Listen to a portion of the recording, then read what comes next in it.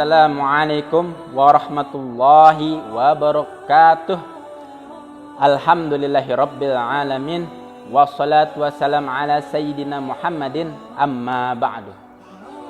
Saudara-saudaraku yang insya Allah dimuliakan oleh Allah subhanahu wa ta'ala, saat ini kita sedang hidup di era global, yang dimana komunikasi begitu sangat mudah, yang mana hanya dengan memanfaatkan satu jari saja kita sudah bisa berbagi informasi, kita bisa menerima informasi dari siapapun, dari manapun.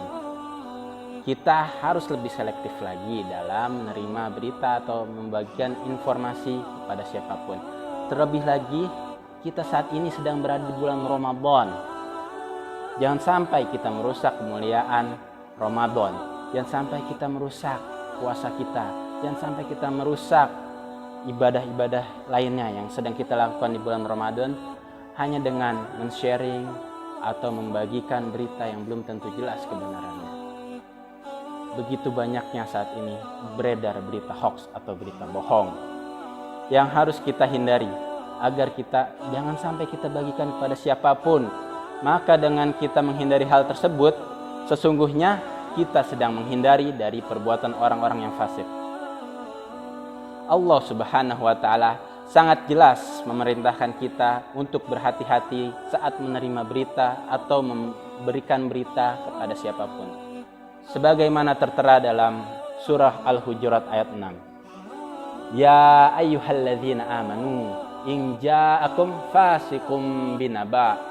Hai orang-orang beriman, jika datang kepadamu orang fasik membawa sebuah berita, fatabayyanu an tusibu qauman bijahalatin fatusbihu ala ma fa'altum nadimin.